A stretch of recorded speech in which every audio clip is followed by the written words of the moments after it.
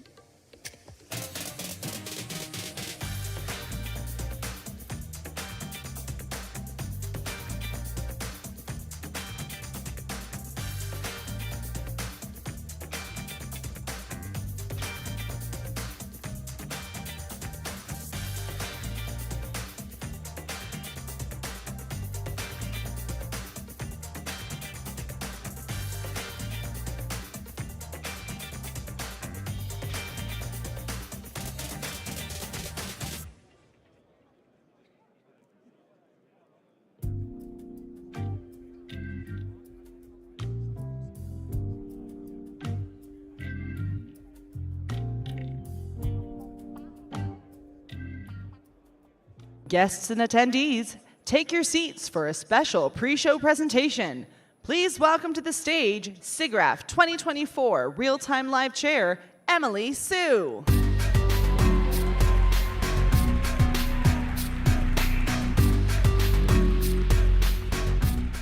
my gosh. Hello, SIGGRAPH. Thank you so much for arriving early for our special pre-show. So let's begin. Jim Henson brought his extraordinary vision to life through innovations in puppetry, technology, and the visual arts. His impact is still felt to this day from the unique worlds and characters he created through the Muppets, Sesame Street, The Dark Crystal, Fraggle Rock, Labyrinth, and more. Always curious and passionate, he was a great experimenter and inventor. He began experimenting with computer graphics and animation in the 1970s and 80s. Here at SIGGRAPH, Kermit the Frog has helped MC a keynote in 2000, Gonzo helped present special sessions, and we've witnessed continuous advancements in Henson digital puppetry through the years of the conference. But where did it all begin? 35 years ago, Jim Henson debuted Waldo SayGraphic as the world's first computer-generated puppet, setting the stage for all that came after. The story of Waldo SayGraphic was captured in course notes from the Boston SIGGRAPH of 1989 by Graham Walters, as well as on the Jim Henson Hour. So let's take a look. So, Jojo, do you recall seeing one of these before? Sure! That's the electronic mitten thing you use to run the radio-controlled puppets like the Doozers. Well, it's a version of it. But in this case, what we're doing is we're using it to create the picture of Waldo on the computer screen over there. But now, normally, Steve Whitmire, one of our chief puppeteers, is operating this guy. But I'll just do it to demonstrate it. And over here we have Rex Grignon, who is our computer animator. Okay, and what Rex is doing is he's taking these moves that I'm doing with my hand and converting it into Waldo on the screen there, see? Neat! And the really great thing is that the computer does it all in real time. As Jim moves his hand around in the puppet, The image of Waldo flies around on the screen, too. So it's like Mr. Henson is working a puppet, but what you get is a moving television picture. Say, listen, Jojo. Have you ever seen a computer graphic sneeze? No, sir. Well, it's one of the wonderful sights of the world. Let me tell you. Watch this. right. Here we go. Oh, my goodness, you seem to sneeze your skin off. Yes, well, I'm sort of a wireframe now. Isn't that wonderful? Yes. There. Very impressive. But I do feel compelled, with all due respect, to point out that the picture of you still looks pretty terrible. The image you see on the screen is called a low-resolution picture. It's not really that good, but it's about the best the computer can do in real time. But you see, what we can do is we can take this crummy-looking low-resolution picture and we can run it through yet another computer into high resolution, and it comes out stunningly beautiful like this. Come on, Jojo.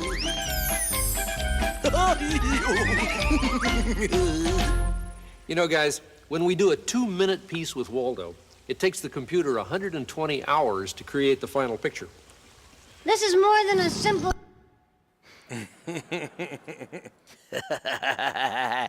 Yes, you can wait for a computer to render it, or you could wait for 35 years and do it all in real time. And it looks lovely. Hello, everyone. Hello.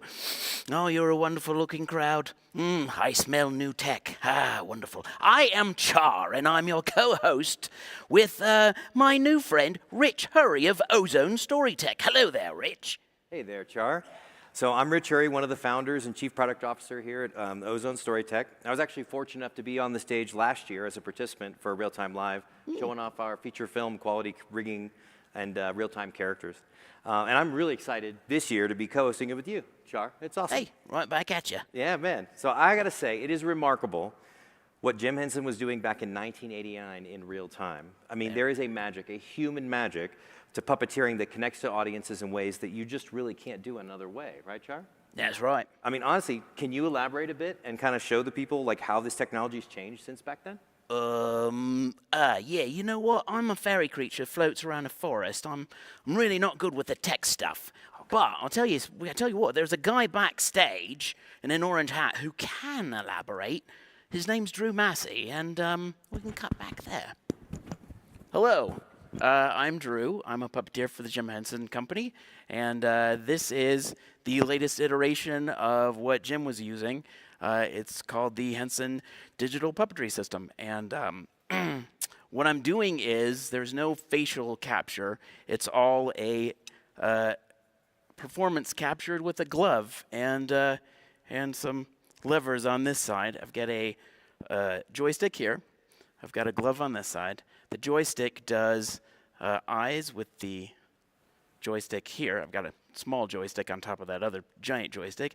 And I've got 32 inputs, both with their dual direction. And the software is programmable by each puppeteer, which is very flexible. So I can program basically an entire expression. All of the things on the mesh can be moved into an expression and assigned to any one of the inputs very freely. And then I can take any of those expressions or any input, gang those together. If I activate them at the same time, it can create a third expression, which is called nuancing. And this has been used to operate real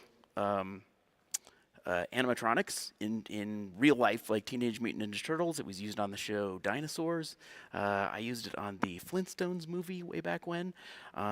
So we've done a lot. And then in 2008, 6, something like that. I don't know. We did Sid the Science Kid, and that was the first time it had been used for a TV show.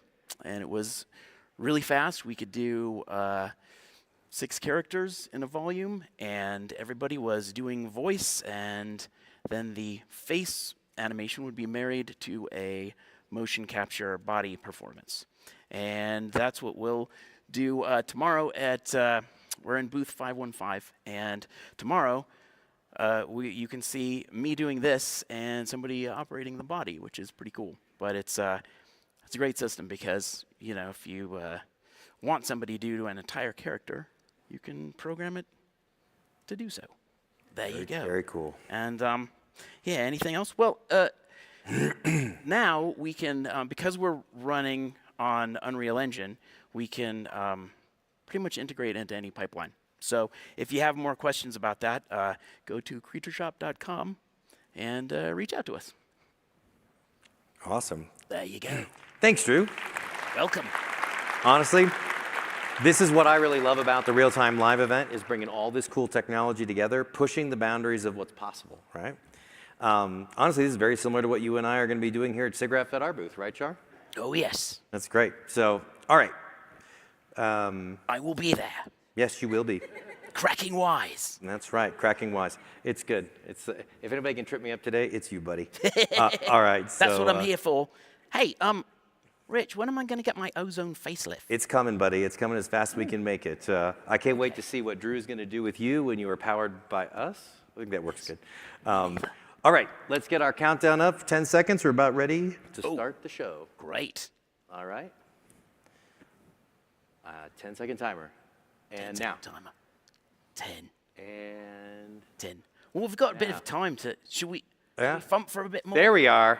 8. Okay. 7. 6. 5, 4, 3, 2, 1. Real-Time Live, baby.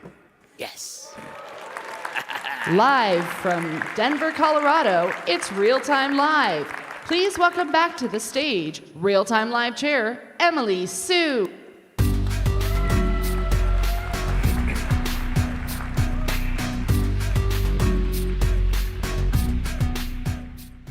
All right. Can we give it up for Ozone and Jim Henson's Creature Shop for that awesome pre-show?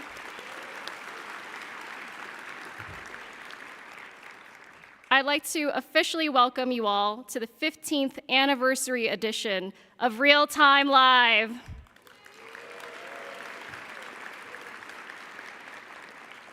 We may yet see the return of Rich and Char later tonight, but before then, there's going to be some more awesome things to see. I am so excited for tonight's show being presented from the beautiful city of Denver, Colorado. If you've seen Real-Time Live before, then you know how exciting the next 110 minutes is about to be. If this is your first time, good choice. You've come to the right place for an unforgettable SIGGRAPH experience. We have a lineup of 11 presentations tonight that are showcasing the latest and greatest in real-time technologies and applications. Much of this work has never been seen before, and definitely not in this way, with 6-minute timers counting down the seconds in a showcase in front of a live audience of thousands. Anything can happen. So with that, ooh, I need my clicker. Hold on.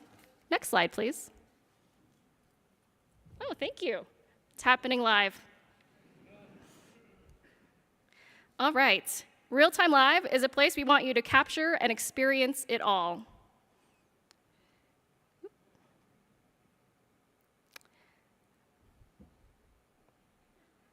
There we go. Photography and recording are welcome here, but if you would prefer to relax, sit back, and just enjoy with your eyeballs, even better.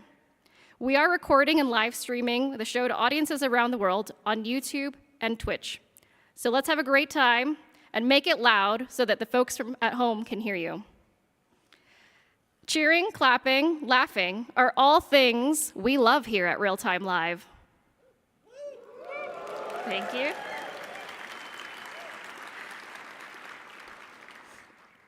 Before the fun begins, there are a few people to thank, and this is the one and only time tonight that I will be asking you to hold your applause until I go through all the acknowledgments.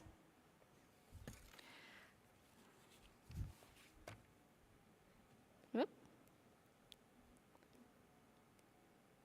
There we go. Special thanks go out to our donors and sponsors who have contributed equipment and hardware, employee time, and unwavering support for SIGGRAPH and Real-Time Live, providing us with the ability to pull off this dynamic program. This show would also not have been possible without the incredible work and dedication of many people, especially the Real-Time Live subcommittee, Inigo, Gracie, Teresa, and Leanne, as well as the partners deeply involved with the logistics for Real-Time Live, Deanna, Elena, Jeff, Kurt, Jeremy, and Carlos. Thank you all for bringing your time, expertise, and energy to every aspect of planning, preparation, logistics, and putting up with the endless emails, calls, and messages to make this year's show truly special. Next, tonight's lineup was determined by the careful deliberations and thoughtful reviews from our jury. We had an impressive number and quality of submissions, which did not make it easy for them. It is thanks to their efforts, discussions, and healthy debates that we arrived at the show you will see in just a moment. Many of them are here tonight or watching virtually to award the Best in Show prize after the presentations. Last, but certainly not least, is the SIGGRAPH 2024 Committee and Subcommittees. It is my honor and privilege to be your real-time live chair this year and here on this stage tonight. But I am one of many volunteer program chairs running just one of many programs here at SIGGRAPH. Volunteerism is the lifeblood of this conference, from the executive committees and the conference chair all the way down to the student volunteers, which is where I started my own SIGGRAPH journey. It is because of SIGGRAPH 2024 conference chair Andres Barbano and his belief in us almost 2 years ago that brought this particular group together from all over the world for the massive undertaking that is putting on a SIGGRAPH conference. And it is because of the support from our families and colleagues that we were able to meet that level of commitment and dedication with the high standards we put on ourselves. Special shout out to my husband, Austin, and my parents who are live streaming from afar tonight. Oh, they get a shout out, wow. So, if you are a SIGGRAPH 2024 committee program chair, a real-time live juror, a standing committee chair, or subcommittee member of any program here at SIGGRAPH, would you please stand so we can recognize and thank you all?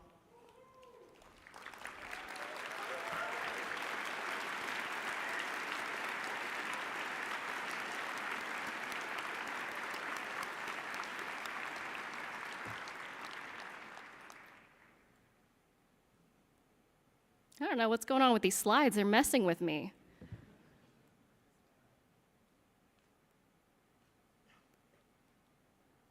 All right, now on to tonight's show. You are about to witness some truly incredible presentations spanning diverse industries and applications. It is real-time live. Things are done in real time and live. And as we like to say here, anything can happen. It takes a lot of courage to be on this stage in front of an audience like this. So if something does happen, we've all been there. Maybe not like this, but please be sure to give the presenters some love and encouragement. Presenting on the real-time live stage is unlike anything else. It deserves all the respect and attention you can give. Again, we love the clapping and the cheering here. Thank you.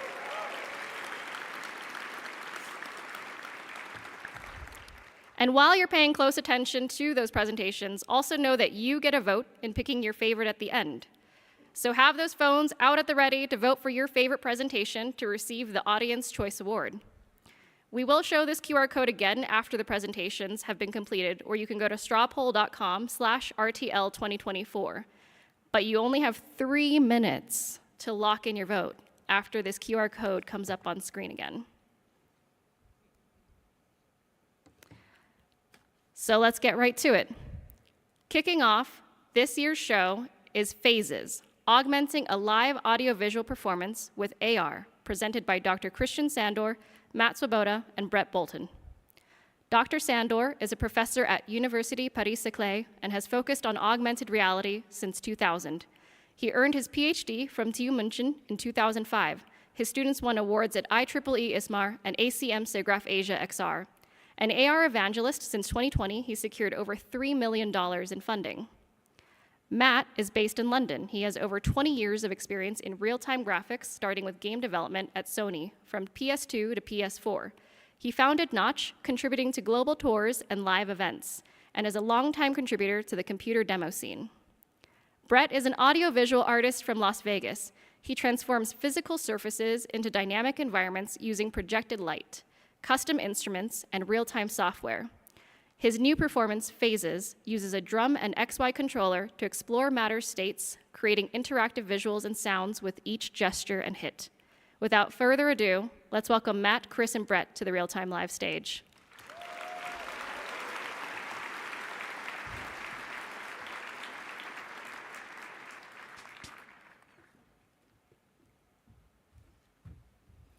Hello, SIGGRAPH. I'm Chris, professor for computer science at Université Paris-Saclay and specializing in augmented reality. And I'm Matt, co-founder of Notch and also CTO. It's a real-time motion design tool used in media, TV, and film, and also in live events. People love real-time, real, in-person live events more than ever these days. But so often they're filled with a sea of mobile phones. A crowd filming, not being in the moment, hopefully unlike all of you. In this collaboration with Canon Japan and renowned audiovisual artist Brett Bolton, we have been exploring how to combine a live performance with augmented reality. And our goal was to enhance the communal experience of going to a show rather to distract from it. Today, Brett will be performing part of his live audiovisual show, Phases, using custom touch controllers, a digital drum kit connected to Ableton Live. The main screen will show the real-time rendered, live triggered visuals that Brett designed in Notch. You'll also see what the two people in front of the stage wearing Canon AR headsets are seeing. You'll see how the AR elements start off as complementing the existing big screen visuals. But as the music progresses, they start to take on a life of their own, ending up with the two AR viewers interacting with each other in a shared space. We hope to offer a positive take on how AR may in future enhance the communal experience of a live event and help put those phones away. Enjoy the show.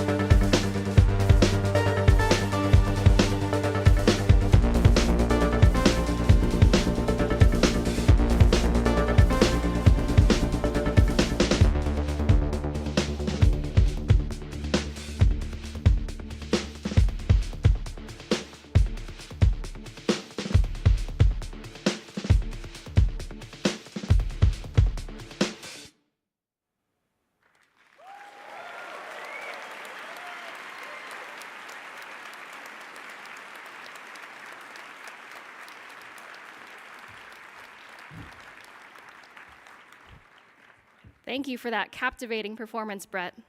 I was really quite ensnared by that presentation. If you've also never been to Real-Time Live before, it is a tradition here that we make the worst puns possible. So get ready, I'm just getting started. Next up is GenUSD 3D Scene Generation Made Easy. Presenting are Chen Xuanlin, Jiashu Xu, and Donglai Xiang from NVIDIA. Chen Xuan is a senior research scientist at NVIDIA Research. He received his PhD in robotics from Carnegie Mellon University. His research interests are computer vision, computer graphics, and generative AI applications. Chen Xuan's research has been recognized with a Best Inventions of 2023 by Time magazine. Jiashu is a research intern at NVIDIA. Previously, he was a master's student at Harvard University studying computer science. Jiashu did an undergrad in applied mathematics and computer science at USC. His current research interest is in large language models and reliable AI. Donglai is a research scientist at NVIDIA. His research interest includes perceiving and modeling dynamics from visual data.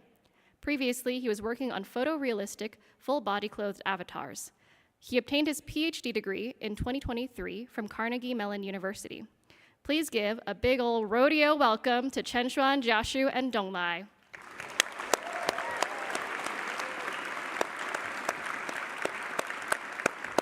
Hello, SIGGRAPH. Woo. So creating 3D digital worlds can be really complex and challenging. It's not just a hero asset, but we also need to decorate the scene with background 3D objects and design the right lighting and environments. But today, we'll show you, starting from an empty scene, we can turn it into a desert here in Colorado within just a matter of minutes. Wow, that sounds exciting. Let's do it. Okay, I just prompted the system to generate the scene for us, Chen Xuan. So we'll dive into 3D scene generation with USD using Edify, a multimodal model from NVIDIA Research.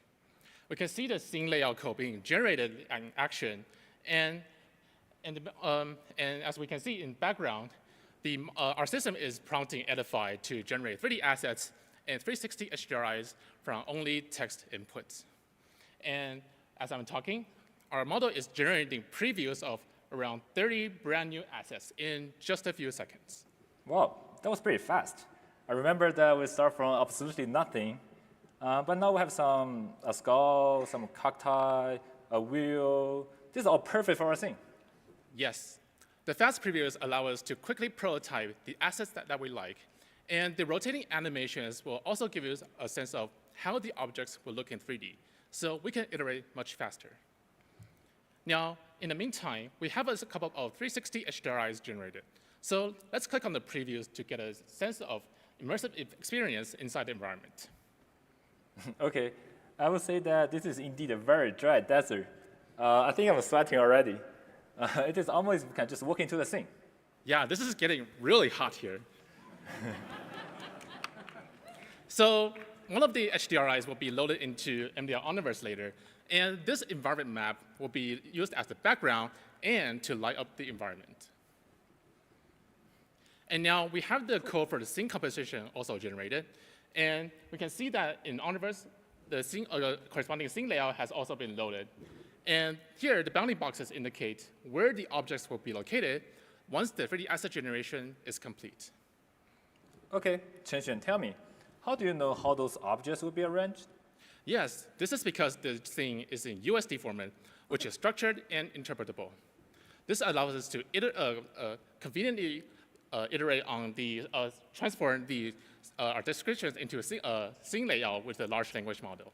And USD is the universal 3D data interchange format, which is perfect for describing and composing 3D digital worlds. Wow, pretty cool.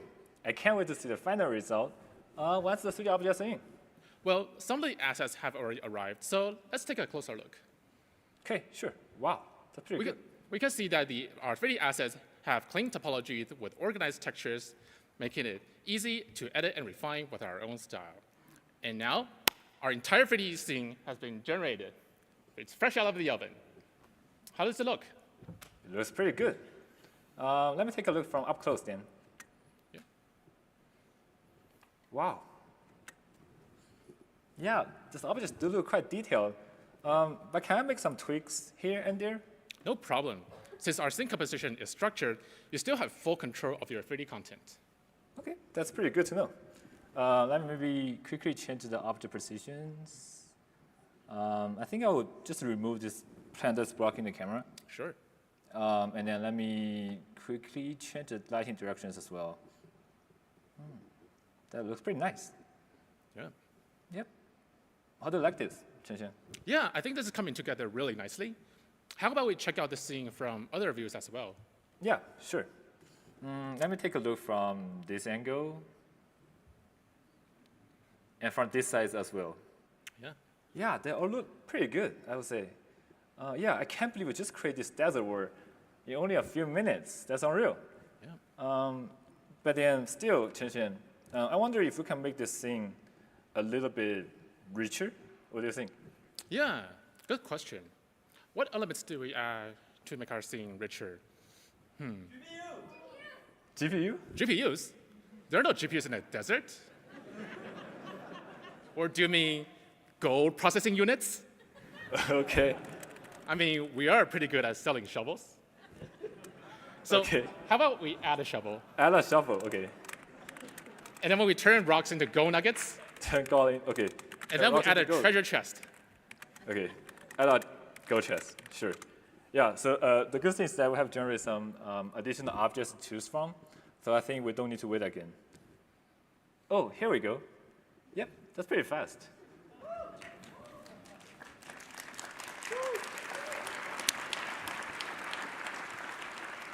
And I think the barrel in the back is a little bit too large. So how about we make Okay. it smaller as well? OK, let me instruct it to, let's resize the barrels to, let's say, 80% of the size, maybe? Yep. Yeah, it's very easy and convenient to prototype the things and test our ideas with just really simple instructions. It's finished already. Yeah, so as we have just seen, we started from scratch, and we asked Edify to create a bunch of 3D assets in 360 HDRIs, assemble it into a complete 3D scene, make rapid edits, all within just a few minutes. So this is how generative AI can transform our way to create and iterate on 3D content, making it faster and easier than ever to create epic 3D digital worlds. So be sure to check out Edify from Everyday Research. Thank you. Thank you.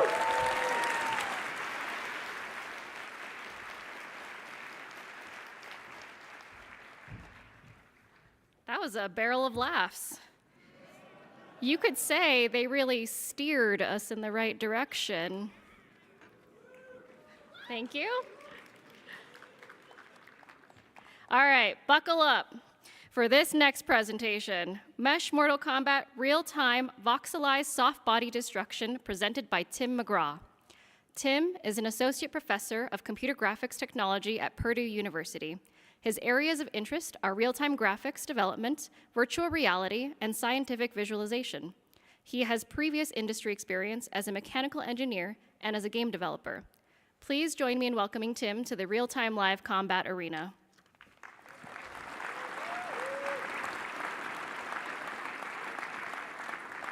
Great. Thanks for the introduction, Emily, and hi, everyone out there. They say anything can happen at Real-Time Live, and I don't think it's too much of a stretch to say that what that really means is that a crash might happen up here, although hopefully this is the only kind of crash that we're going to see. Mesh Mortal Kombat is a virtual rage room where we can experiment with soft body destruction effects in real time. It uses a new non-physical voxel constraint within a position-based dynamics framework. Annie M. Toto, it's a twister, it's a twister. The regular voxel grid structure allows efficient parallel processing by minimizing the number of kernel dispatches and memory barriers per frame. Models are destroyed by breaking the face constraints between voxels when their strain limit is exceeded. And speaking of breaking faces, I know everyone out here hates crunch time too. Anisotropic materials can be created by setting different strain limits on X, Y, and Z faces, and this enables a wide variety of destruction effects. We begin by voxelizing the input mesh into a low-resolution grid, and then we create 8 PBD particles for each voxel. And here's a higher resolution model built from the same mesh. The particles carry the physical state, such as the mass, position, and velocity of the voxel. You can tell Armadillo here has been working out because he looks ripped. The voxels act as an animation cage for the surface mesh, but we don't clip the mesh to the voxel boundaries because we like the jagged appearance of these pieces as they get torn off. Our voxel constraint is based on Gram-Schmidt orthonormalization, and it keeps the voxels in a cubical shape. The voxels are stateless. They occupy no additional memory beyond what is needed to store the particles. Now, loose voxels by themselves aren't much fun, so we also use Gram-Schmidt to define breakable face constraints that glue the voxels together. Now, avoiding read-write conflicts is a critical concern in parallel programming. The voxel grid makes it trivial for us to partition our constraints and avoid these conflicts without solving a graph coloring problem. And here, the 4 colors correspond to the 4 constraint partitions. The strain on each face constraint determines when it should be broken, and defining the constraints on voxel faces allows us to create anisotropic destruction effects. So in addition to materials that just tend to break into loose voxels, we can also make materials that tend to delaminate into layers or shred into strips. All right, so it's almost dinner time here. Who wants some steak?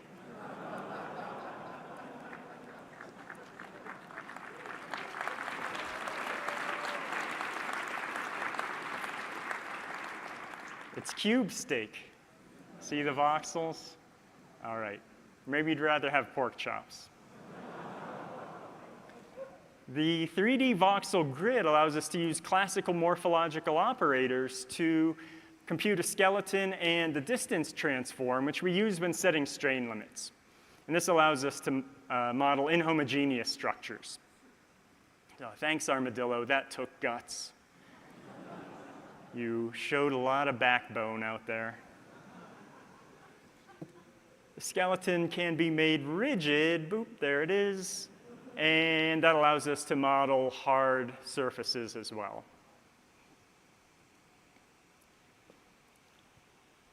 With the distance transform, we can assign different strain limits to different layers of the model. And I'm going to turn on slow motion now so we can get a better look. So here's an unlayered model where everything tends to kind of break apart at the same strain limit. And if I thicken up the skin on the armadillo here, you see that the face tends to stay together a little better. This next joke was almost cut, but I've got plenty of time. So what did the bowling ball say to the armadillo? Face it, pal, you're never going to pick up that split. All right. All right. While you groan over that, you can take a look at some of the other layered materials that are possible with our system. We use task and mesh shaders for efficient rendering of the deformed mesh. Each voxel can contain a surface meshlet and an interior meshlet. And that reminds me, have you guys tried the latest version of Blender? It's pretty sweet. And you've heard of Peter Cottontail, right? This is Peter Cott entrails. All right. Interior voxel faces are culled, just like Spot the cow here, unless the corresponding face constraint is broken. So there's no rendering overhead for unbroken constraints. All right, and so that is all for my demo here. Thank you, and good night, Denver.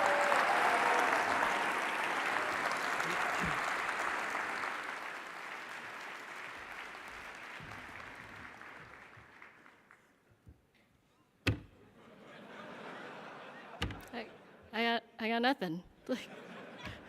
I think Tim is after my job. We're going to talk about that later, Tim. All right, get ready for our next presentation.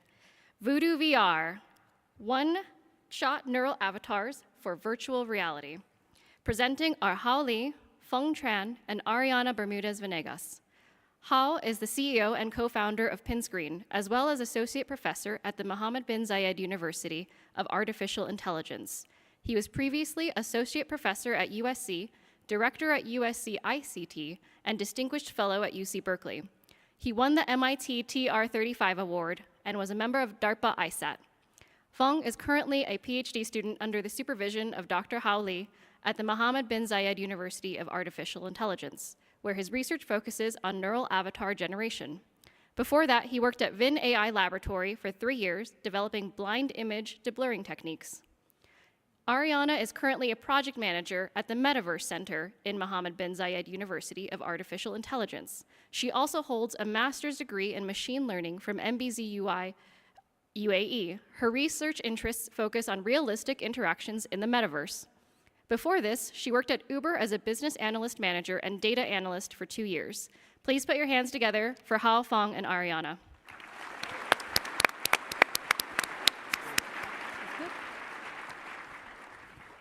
Thank you, Emily. My name is Hao Li. I'm at MBZUAI and Pinscreen. So, if you want to enable immersive telepresence, if you want, say, have 2 people on 2 ends of the planet be able to communicate with each other using a virtual reality headset, you need one thing, a 3D avatar of yourself. So there are a couple of ways to do that. The high-end way is basically the approach that Meta is taking with Avatar Codec. You have a high-end multi-view capture system that records all your facial profiles and builds a 3D avatar. There's also a more accessible way. You can use a Apple Vision Pro, move the VR headset in front of your face and use a monocular video input sequence to build your 3D avatar. Today, we're going to show you how it works using a single input photo. So we're introducing Voodoo VR. It's a new approach that uses a one-shot 3D head reenactment technology. And without further ado, let me hand over to Feng, who's going to explain how the technology works. Hi guys, my name is Feng, and today I will show you guys our Voodoo technology on a webcam. So first of all, let me capture my avatar.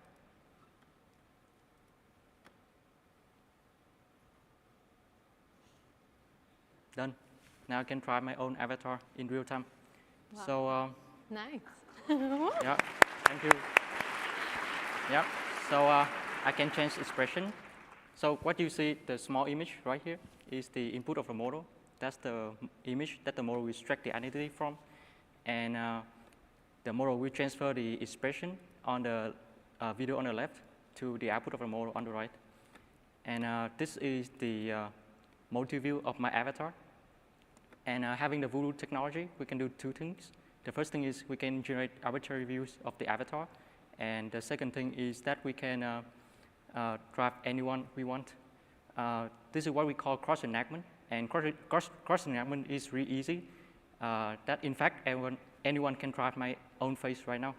And next, I will show you guys how Nhật here can drive my face. Okay, so let me build you a bit. Yep, look, he can drive my face instantly without any training or optimization. Nice. Yep. Okay, maybe let's try a few more avatars. Yeah.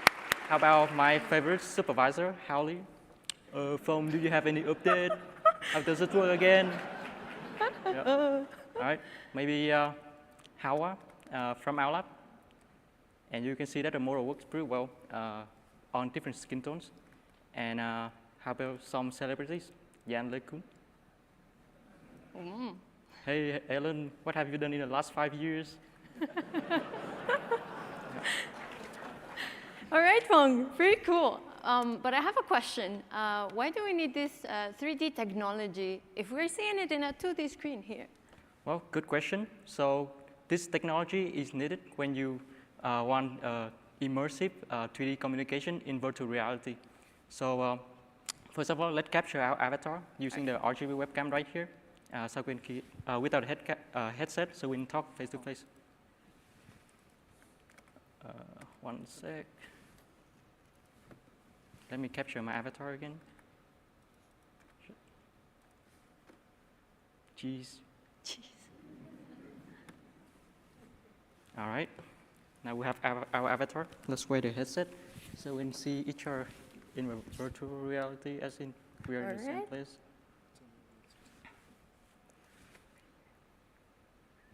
All right. Hey. Perfect. I can see you right here. Hello. Hello. So we could be anywhere around the world, and we will be in the same space using this Voodoo VR, right? Exactly. Can you explain me a little bit more how this 3D technology works?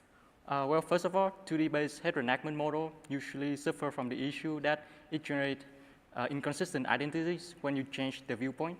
This is not only a problem when you look at a 3D head in a 3D space, but also a problem when you use stereoscopic views that requires to render 2 different viewpoints at the same time. And in this work, we use a technology called Voodoo 3D that can disentangle the expression, pose, and identities. And the model can extract the identity from a single input photo and the expression from a driver video. And while lifting the 2D input signal into a 3D representation called nerve. Oh boy, that's too much. No, I'm kidding. So I understood from the first part of the demo that we are using the webcam as a driver, but I see no cameras here, so what are we using here? Well, we just use the built-in tracker of the headset to track the pose and expression and drive a generic face in Unity, as you can see on the screen of a laptop on my right side right here. Yeah, okay, I see. Do you have any other avatars that we can try on? Sure. How about Otmar and Hugo from our team that cannot make it today? Hello. Hello, Otmar. All right, do you have something else? How about our favorite chair? Oh. Hey, Elmi, how is it going? Hey, all good. I'm loving real-time live. I really think that the Voodoo VR people should come back next year. So how? Coming back to you. Tell me, what's next? Excellent question. I should be asking you. So I think we've seen a bunch of floating heads. How about we see entire bodies? And with all this progress we're seeing in Gen AI, I think we can do something like customizing our clothing. How about I give you next time a leather jacket and white hair? Pretty Thank cool. you. Thank you.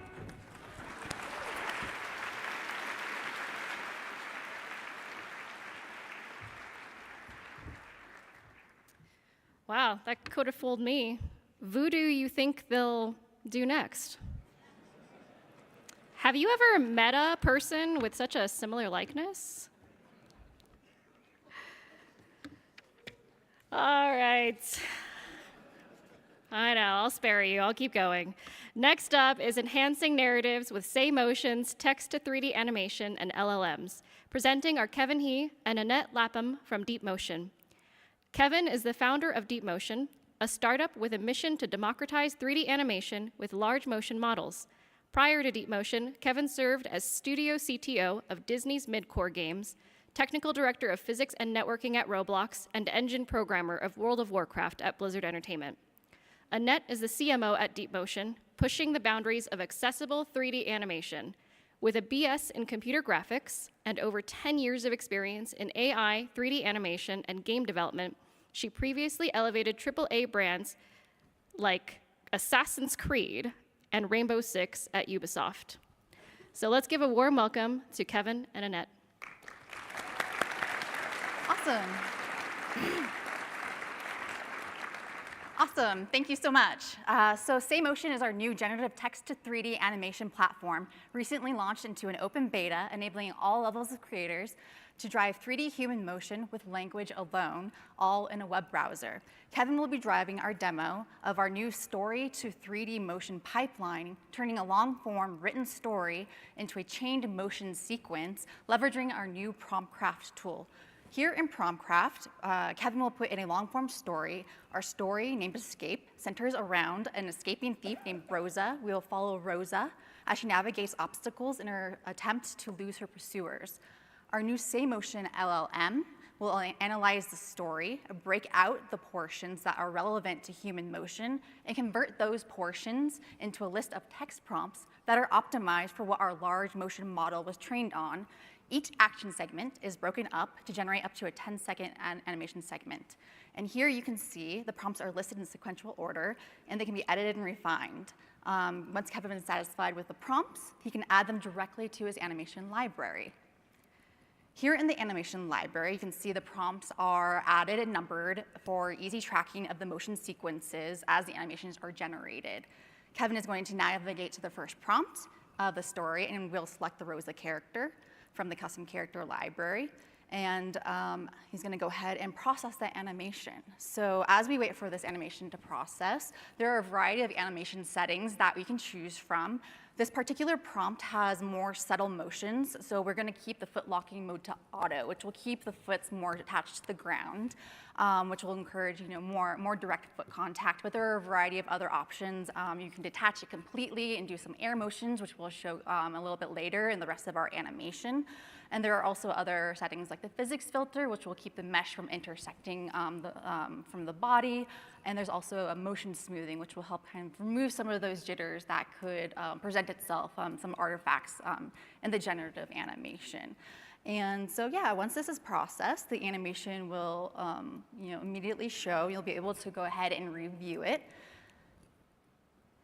And so we have this starting animation. She's supposed to be in a showdown with a guard, but it's a little bit static here. So we're going to go ahead and use an AI in painting tool. AI in painting allows you to insert segments and actually insert animations with text directly into your existing animation. And so what we're going to do here is we're going to enter a text prompt that has her kind of step back a little bit because she's caught, so she's kind of like wants to get back away from the person that's in front of her. And so let's go ahead and insert that in painting. And so as the in-painting is processing, Kevin's going to show some built-in environments that we have within the previewer. So we have started to integrate some AI-generated environments. Combining these environments with our generative motion creates a more immersive experience. And so we are currently exploring with Blockade Labs Skybox AI. And so there's a lot more to come here. Yeah, so we're going to quickly review the in-painting results. So you can see that, so she was standing before, and we instructed her to step back a little bit. And so it generatively merges that together, all just with text prompts. And so our generative merge tool, we're going to start merging these clips together. And so we're going to go ahead and combine the beginning clip of number 1 and attach it to the second clip, which has her kind of run away. And so in this generative merge tool, you can see both clips are there, and you can select from the different variants. And so we're going to have, you can be able to choose up to 8 different variants. Because it's generative, each animation will be slightly different.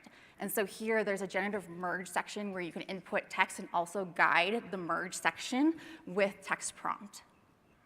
And so let's go ahead and take a look at the merged section.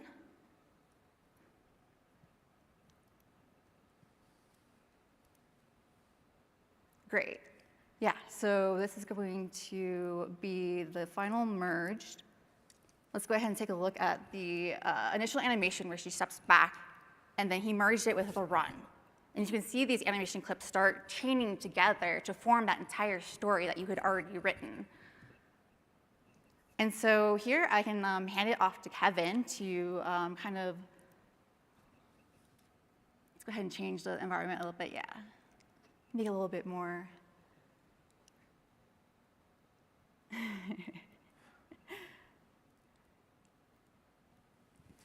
Great. Yeah, Kevin, I'll hand it off to you to kind of review the final animation.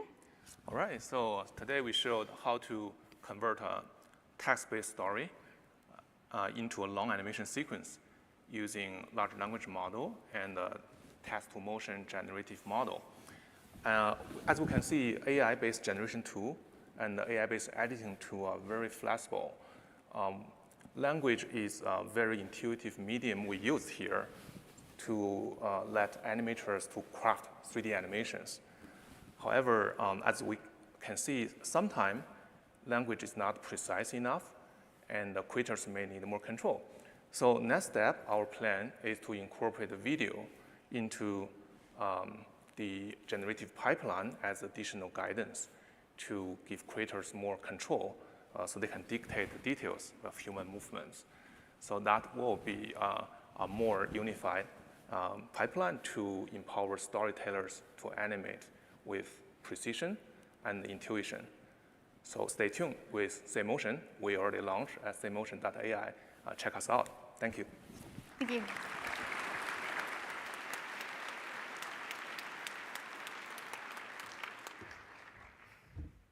If you were looking for a great demo, SayMotion.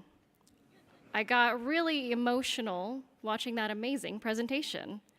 So thanks, team.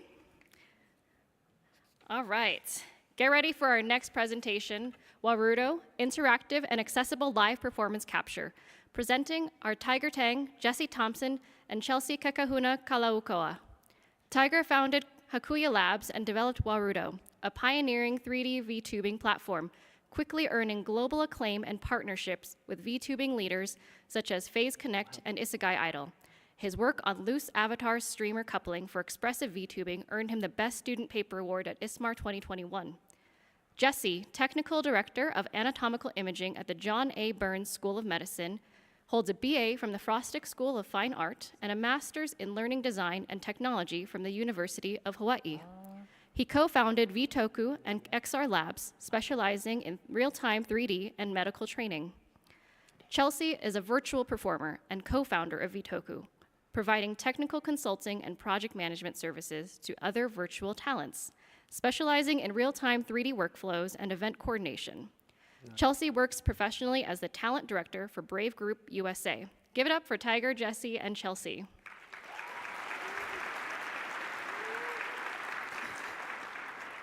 All right, good evening, everyone. My name is Tiger. Today we're going to showcase our VTubing platform, Warudo. So for those who don't know anything about VTubing, it's a popular live entertainment medium where content creators like Chelsea on stage, who embody virtual avatars, and they will stream to an online audience on platforms like Twitch or YouTube. So 3D VTubing content is typically very expensive to produce. So in a 1-hour performance or like a concert can cost several $1,000s, including mocap at the studio, data post-processing, rendering, etc. But with Warudo, it's accessible and affordable. And let's see how. So right over there, we have Warudo with consumer-facing VR tracking setup on stage. This is actually Sony's Mokobi trackers and plus StressSense gloves, if you're curious. As you can see, it's a little bit like playing VR games for the creator, but instead of wearing a headset, they will use their smartphone to track their faces. So if you can make some faces for us. All right. And AR tracking also enables us to have a virtual cameraman like Jesse. So you'll be able to hold a virtual concert at home with your friend. Warudo supports blending affordable and portable motion capture like this, empowering this brand new generation of content creators. The key to VTubing is really the interaction with the audience, creating engaging and special moments with your fans. We provide an easy-to-use visual programming system right here that allows you to design complex interactions by simply dragging nodes. So for example, here's a very simple example. Let's say when I press a T, let's say I press the escape key, I will throw a prop at my character. And then you connect the nodes, you select the character. Maybe I'll select a prop source here. I don't know which one you guys prefer, cat, dog? All right, cat. Cat it is. All right. And when I press escape key now, there you go. And I just spam this. Sorry, Chelsea, but this is only for technical demonstration purposes. And we can also configure something like impact particles, so and also a launch sound, so it can actually give you like a punch sound like that. Oh. So now imagine instead of pressing the escape key, you can replace this with something like, oh, when I receive a donation from YouTube, right? When I receive a gift membership from YouTube, or something like, oh, someone redeems a channel bits redeem on Twitch, right? So this is very customized. Okay, this is very high customization. Okay, so here we will demonstrate another one. Let me enable this gesture blueprint right here. So right here we have 4 nodes that do basically like this. So when I detect the character is doing this gesture, I will switch the camera to the main camera. And if they do another thumbs up gesture, that will switch the camera to the iPad camera, right? So, yep, can you demonstrate that for us? All right, it works. And here's another blueprint example. So this one right here, it basically says, oh, okay, when my right hand is in contact with my left hand, I will toggle the SIGGRAPH ball and spawn a particle. There you go. All right, as you can imagine, there are tons of ways you can combine these nodes to create fun and original effects. We've been really amazed at what the... Well, you can do that trick again, and yep, it goes away. Yeah, we've been really amazed at what the VTubing community has been able to create and share with our visual programming system without the need to hire a developer.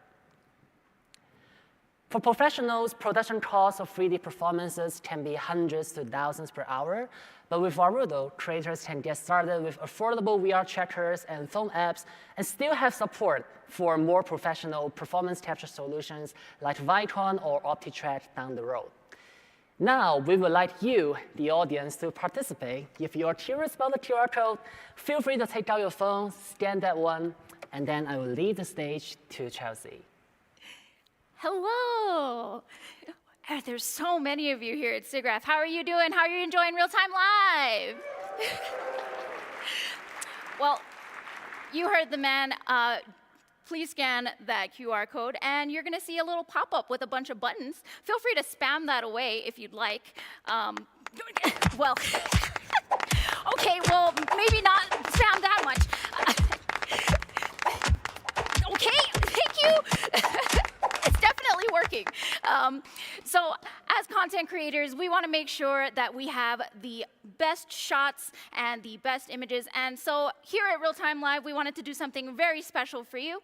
So you're going to see a poll in just a few minutes, or a few seconds, actually. And it's going to have a couple of numbers dedicated to the different cameras on stream. Hello. You're going to be my cinematographer as I vibe. So start voting.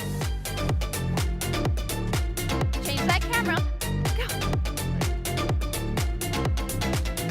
Grab dance.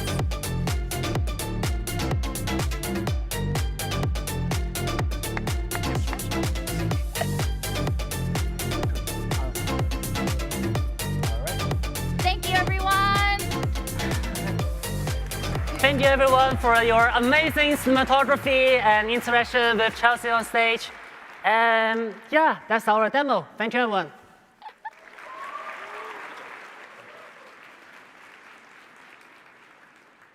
Hey everyone, I hope you are enjoying the show so far. We're going to be taking a small 5-minute break to let our participants set up for the next set of demos. Great. Oh, yes, an intermission. Fantastic. It's time to get some popcorn and some candy and a drink and a pack of squeezels. No, we need everybody to hang tight. We need them to stay in their seats and hang out. There are no concession stand anyway. I don't get my squeezels? No squeezels. That is off the menu anyway, brother. You know that. But I love squeezels. They're small rodents that are full of juice. They are delicious, at least what you've told me. Well, what kind of theater is this with no concessions? It's the kind that shows off amazing new technology, right? So why don't we take a recap, look at what everybody just showed, and we'll get your thoughts on stuff, huh? Yeah. All right, so I've got my little paper here. Great. Phases augmenting live audiovisual performances with AR. The drumming was fantastic. That was cool, right? Very good, yes. Yes, yeah. I'm a big fan of loud noises, so that was great. Yeah, I think you'd be one heck of a drummer, buddy. Thank you. Do. Yeah, I don't. I'm very non-rhythmical, but thank you for the vote of confidence. Hey, man, that's what friends are for, bro. Yeah. All right, so GenUSD, 3D scene generation made easy, the Omniverse NVIDIA stuff, that was pretty neat, right? It was Being able great. to generate geometry, like scene layout, I mean, I could see that being a huge win. Yeah, well, it'd be nice if someone would generate my forest, you know, sort of in a cloud here, but Seriously, yeah. We'll talk to management on that one. Okay, and then I think this one will be your favorite. Yes. The Mesh Mortal Kombat real-time voxelized soft body destruction. I love that one. Love the puns. Right. Love that Tim sort of groaned at his own puns. That was great. That's And, right. The dad jokes were off the chain. Yes, and frankly, it made me hungry. And, it was a virtual abattoir, that was. Very, very, very delicious. That was the Graham Schmidt, that was. Oh, there it is. There it is. No. Let's see, Voodoo VR, one-shot neural avatars for virtual reality. Oh, yeah. Shout out to Voodoo and my Very good. I often wake up and wish I could have another face. Yeah. So. Why not? That's like a serious problem. Why didn't they have your face there, brother? Yeah, I don't know. Probably some problem with nose tracking or something. I don't know. Yeah, well, I would say so. All right. So next we had enhancing narratives, SayMotion's text to 3D animation and LLMs. That was pretty really cool, right? Just yes. describe your emotion. It was great. I'm tempted to enter like an entire novel into it, you know, like Moby Dick or something. That's War and right. Peace. And just see what happens. They spits out the other side. Yeah. And then lastly, we had the Warudo. I know I pronounced that wrong, but interactive and accessible live performance Warudo. capture. It's not Sudoku, it's Sudoku. Oh, yes. Tomato. You got I both wish those people right. weren't throwing stuff at her. Yeah. And she was a real trooper, that one. Yeah. Oh man! All right. Well, let's talk a little Good bit more dancing, about you, though. Jar. We've got a little bit more time. So tell me, when were you born? I was born in a small shack in the middle of a forest, and that's about it. Yes, we're at the point where there's 2 minutes very left on the exciting. clock, and our script is over. We did it all too fast. Oh, We went a shame little on bit. us. If we went slower with the president. Why are you Yes. talking so fast? I'm just gonna. I don't know. I'm just gonna go sniff the audience. Mm. Yeah. Oh, somebody's wearing Paco Rabanne. That's- Very, very good. Somebody got Billie Eilish. We're soft shoeing now, buddy. Yes. All right, so what do you think of the show so far? Oh, if only I had shoes. Get those guys in the cowboy hats. What? Oh, I love the show so far. Yeah. I think Emily's doing a bang up job. Thumbs up? Yes. Thumbs up. There you This guy, right? I mean, come on. You're not hitchhiking. You're not going anywhere. No, really, clearly. Yeah. Look at this venue, huh? That's right. That's right. Look at that ceiling, everyone. Look at the lights. 53 seconds. We've got to. No, we have Let's 50 go. seconds by the clock. Hey, make the crowd do a wave. Make the crowd do a wave. Oh yeah. Okay. You might have to use your nose. Wave. Yes. Go. Dude. That side. Yeah. Look, I'm doing it. Oh, just one guy doing all this. Who's the, On the that fly. one guy? Come by our booth. You're getting a free shirt. Yeah. Okay. Very good. Very good. 27 seconds. It's like waiting for a launch. You know, if Countdown. we had had concessions, this all would have been very smooth. Could have served people some beer. There it is. Okay. There, we got a reaction. Forget the squeezels. We know what people really like. Okay. Great. No, I was going to say Emily's doing a bang-up job. I don't believe she has mispronounced one name, which I'm very, very impressed by. Impressive. That's right. Yes. Let's give her a round. And her dad jokes are absolutely off the charts. That's right. How does she do it? That's 11 right. seconds. Yeah. Got anything to say? I have 0 on my clock. I don't know what we're talking about. Okay, well then let's get on with the show, eh? I don't know. Is it time, Emily? Are we good? We don't know. It's all right. I still think we should have done the wave, but nobody's in on it. Well, I tried. I raised my arms, that's all I can do. Yeah. That is all you can do. Pretty much. I don't have shoes either. Anyone notice that? Very good. All right. The intermission's over, correct? It's supposed to be. Okay. We're just running with it at this point. Okay. Well, are the rest of the bunch ready? Woo! Are we going? Are we? Are we close? Yeah? Yeah. Okay. Emily, we good? Okay, on with the show. Very good. Back to you, Emily. I was tempted to just see what they would do for a little while longer. I think he just jinxed me on the name pronunciation thing, though. But let's like, on my wish list now is the wave. Let's see if we can get a wave going at the end. All right, keep that in your back pocket. All right, how's everyone liking Real-Time Live so far?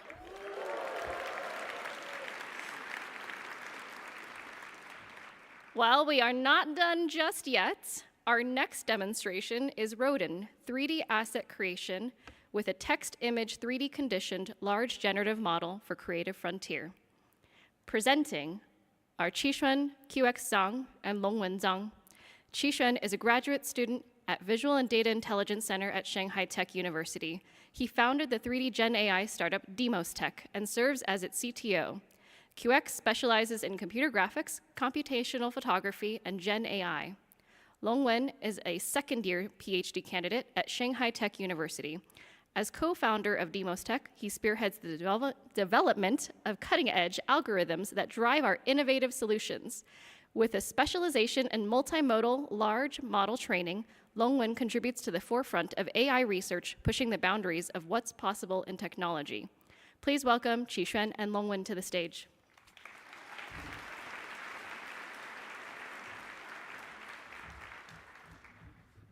Wow. Thanks, Emily. Wait a minute. Yeah. Hello, SIGGRAPH. I'm QX with my partner Dragon, or Longwen, from Demos, a startup from Shanghai Tech. It's really great to see everyone again at Real-Time Live. Last year at Real-Time Live, we debuted Chat Avatar, a text image to 3D face generator on Mark Zuckerberg and Johnson Huang's face. Some audience later told us that they look too real and, in fact, scary. So over the past year, we have a new generator not only on avatars, but on everything. In this case, we can now generate a toy Johnson, yeah, with a new haircut. And Mark in Metaverse, yeah, without his sexy curly hair, yeah. Both of them are from their cartoon images. Yeah, I hope you find them cute enough and less scary this time.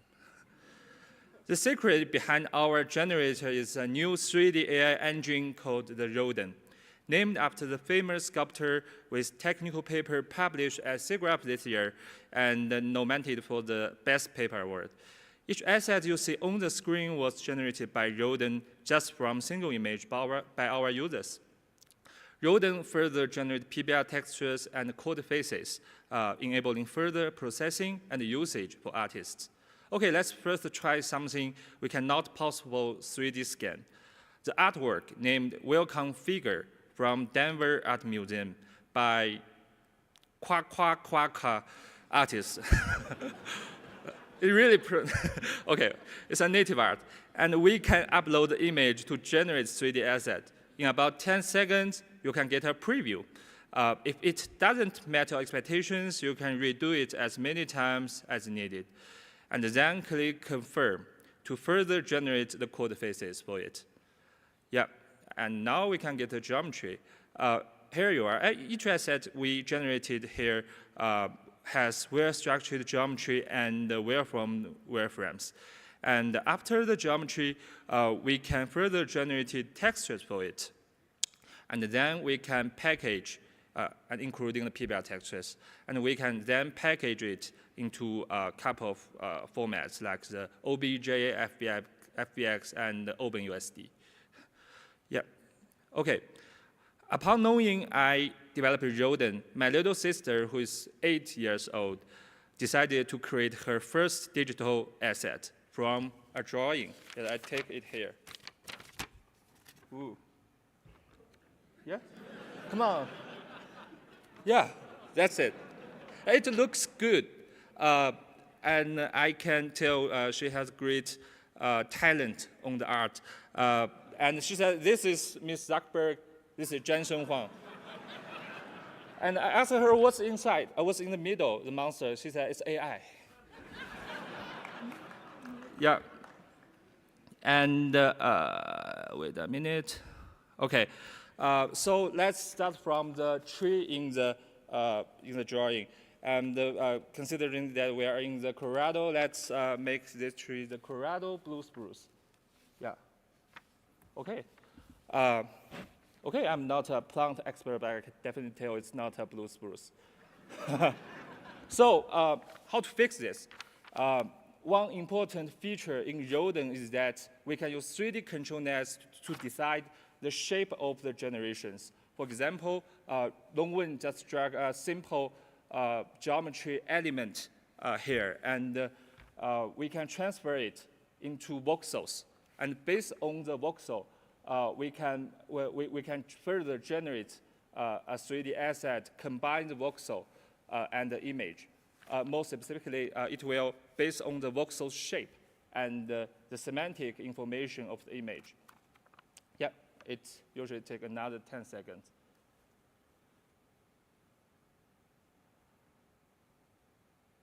Okay, now this one is more like the blue spruce. And we can now further generate the geometry with code faces for it. Yeah. And it usually takes another 10 seconds to generate the code faces with geometry.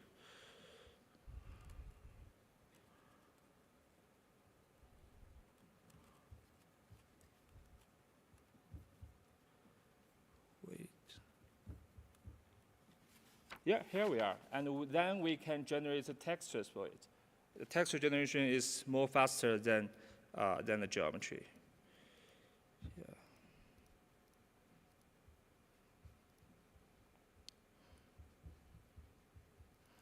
Okay.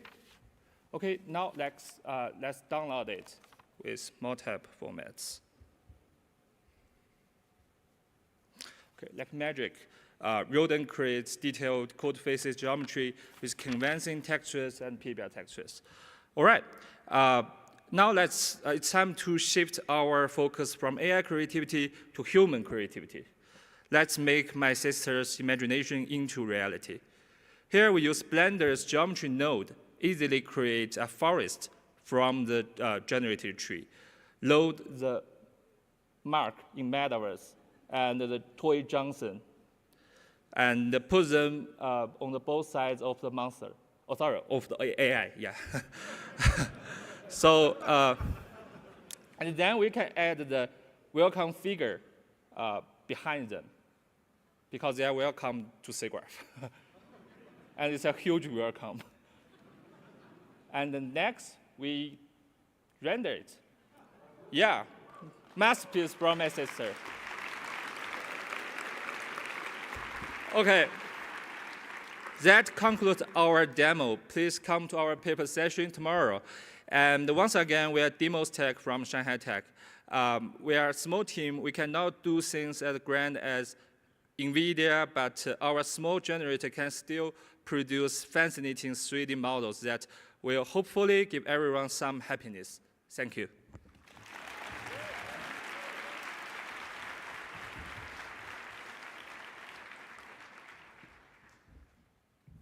Thanks so much to the Demos Tech team for that great demonstration. They really demonstrated that technology incredibly well.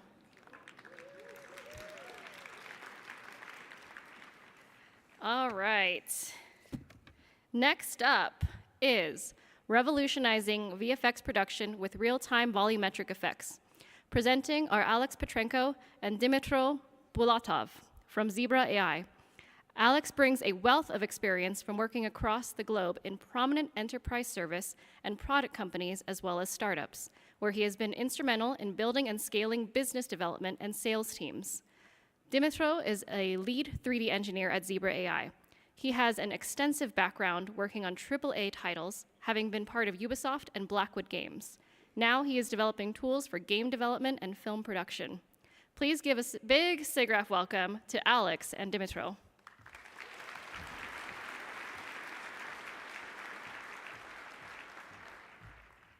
Thank you, Emily.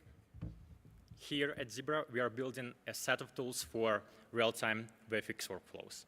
And we combine our extensive expertise in real-time 3D programming along with our AI proprietary algorithms to achieve the best possible performance levels. Hi, my name is Alex, and with support from my colleague Dmitro, we will walk you through some of our latest demos. And the first tool we would like to introduce is called ZiggRAPH. This solution allows you to use volumetric effects directly in the game engine. Let's see how it works. We start simply with importing the OpenVDB sequence. And normally, volumetric effects has too much of memory footprint to be practically used in the project. Therefore, the first step in our workflow is basically compression itself. As you can see, the original effect size is about 4.5 gigabytes. And we can achieve up to a 6x compression rate with minimal quality loss. And for the next major update, we are aiming to at least double those compression metrics. Compression itself is performed on the GPU, so even large effects can be imported extremely quickly. The compression is performed in real time as the effect is playing, ensuring that storage is not a bottleneck. This means you don't need to store uncompressed files, saving you lots of storage costs. Additionally, you don't need very fast storage for streaming purposes. The compression also runs on the GPU and has minimal performance impact, and taking as little as 10% of an effect's render time. After compression is done, you can simply just drag and drop your effect onto your gaming scene. As you can see, the effect decompresses and renders effectively in real time on the RTX 3060 laptop GPU. If you check the compression rate, it should be about 3x with the default settings. So the effect size ended up being only about 170 megabytes of memory. And of course, you have all of the control over the compressed effects. So here, some of the parameters you can easily tweak after importing the effect. Change in color, channel scale, change in lighting, its playback setting, etc.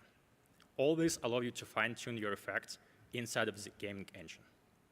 And unlike the past-gen flipbook approach, where you need to be baking them and be aware of camera angles, volumetrics are much more agile. With real-time rendering, you could easily use them for virtual production directly on set or for game development use cases. And with modern hardware, you can use volumetric effects even on mobile phones. Yes, we successfully launched ZiggRAPH compressed effect on an iPhone at 30 FPS. Now, let's finally take a look at slightly more complex scene. We created this scene as a virtual production demo and slightly later optimized it for PlayStation 5 level hardware for use in gaming. We have added two VDB effects here. The first one is actually a burning car. The original effect size was about 3 gigabytes, and we compressed it down to only 150 megabytes. The second one is steam. Originally 2 gigabytes, compressed to 100 megabytes. This is what you can easily achieve on the PlayStation 5 with the current state of our technology. Effects on scene like this will only add 250 megabytes to your game build, compared to 5 gigabytes if no compression were used. Now, let's jump to a next tool. It's called Zebra Smoke and Fire. We built this tool for real-time in-engine smoke and fire simulations. You can achieve precise object iteration in real time on consumer-class hardware. And we use AI to compress object SDF, then use it in compressed form directly in the simulation algorithm. So the only small compressed SDF is stored in memory. We call this technology neural SDF.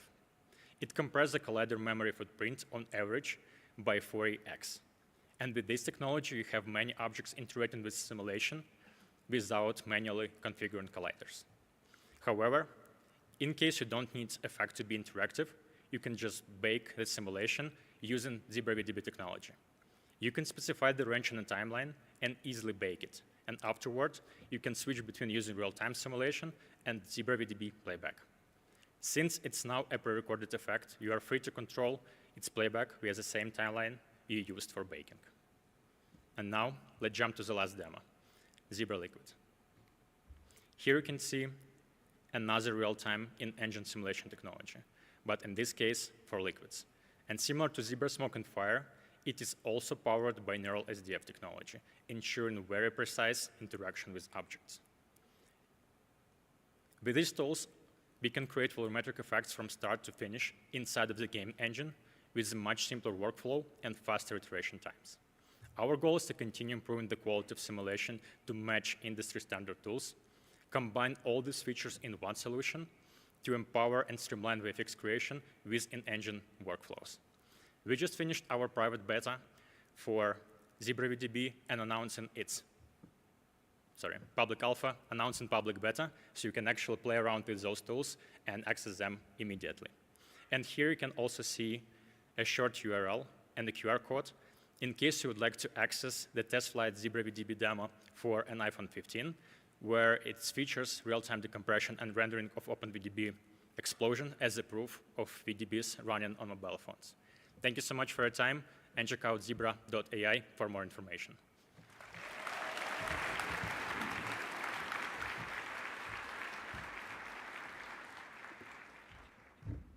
Thanks so much, Alex and Dimitro.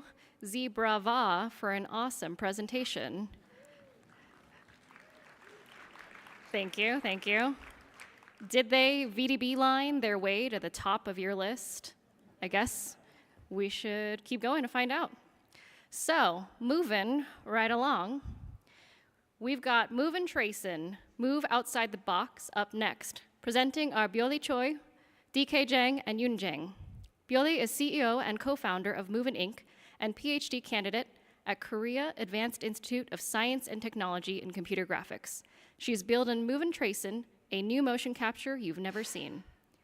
DK is co-founder and CTO at Moven Inc. At the Korea Advanced Institute of Science and Technology, he received a PhD in computer graphics, completed his MS advised by Professor Sung-hee Lee, as well as acquired a BS in physics and mathematics. Yoon is co-founder and LiDAR engineer at Moven Inc. and a PhD candidate at Gwangju Institute of Science and Technology. So please direct your attention to the center stage and welcome Bioli, DK, and Yoon. Hello, SIGGRAPH. Oh my gosh, so many people here. Hello, SIGGRAPH once again. This is Bioli, the CEO and co-founder of Moven. So here today, we are here to showcase you guys our new markerless and real-time motion capture, Moven Tracon. And I bet this could be a new paradigm of motion capture. Before we start, let me introduce Moven first. Moven's founders are all researchers in motions, which means that we've tried almost every sort of motion captures in the world. But you know what? Doing a motion capture is pretty tough, right? I know you guys nodding. Yes, that's why we believe motion capture should be easy. And motion capture should be done in real time.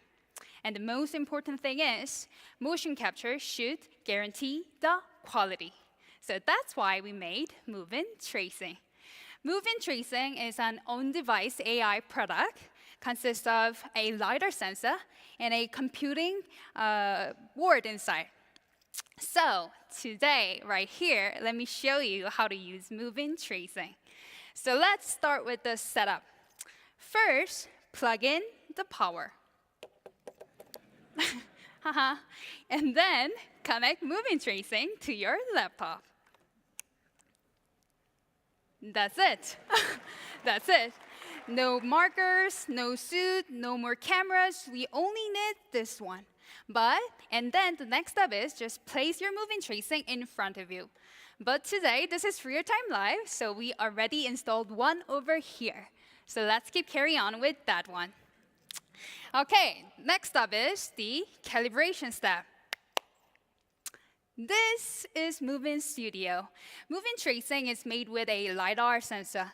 So those 3D point clouds is the data coming from the LiDAR sensor. But isn't it strange? The data looks misaligned, right? So let's make it aligned. By clicking that Calibrate Device button, ta-da, the data is aligned. The next thing to do is set up the size of your mocap space. Today, the stage looks pretty small, so let's make it with 3 by 3. And then the final step is calibrate a person step. So just step in the center and do a pose like this. Within a second, ta-da, the automatic calibration is completed. So now we are all set to go. Moven's AI technology can predict and generate 3D motion from a single LiDAR sensor. We can also predict and generate motions from some occluded motions like this. And the most important thing is, moving tracing never suffer from drifting issues. So from now on, let me show you some dynamic motions. Here comes the music. Whew. Whew. Okay, let's start.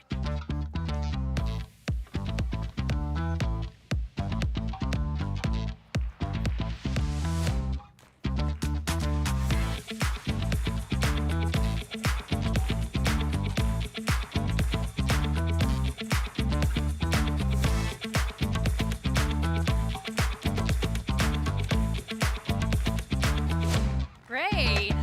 And like here's coming some dances. I practiced a lot yesterday. Woohoo!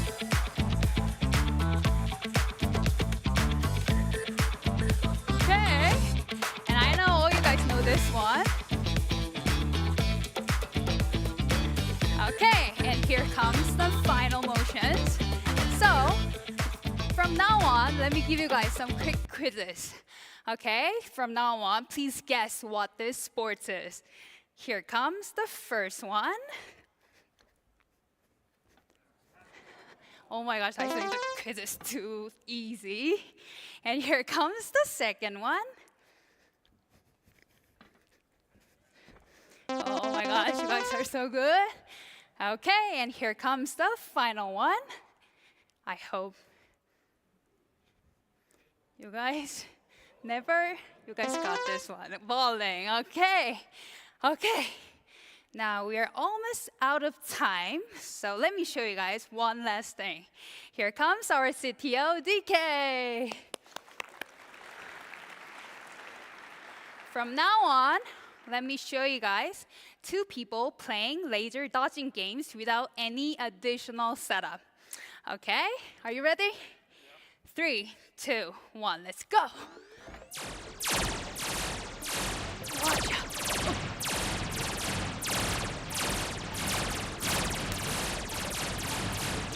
Oh my gosh.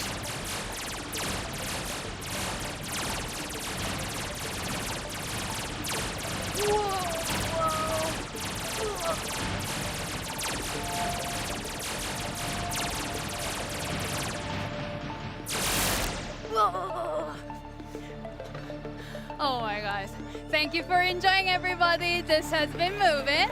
And the most important thing is, Moving Tracing is now available on our website, moven3d.com. So if you're interested, please come and check.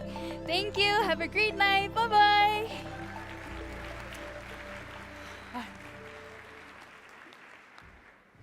All right, thanks so much to the Moven team for that awesome presentation. Did they capture your hearts? Will they be the LiDARlings of the night? I guess we'll find out. We got to keep going. All right. Next up, we have Real-Time AI and the Future of Creative Tools. Presenting is Titus Ebeke from Korea.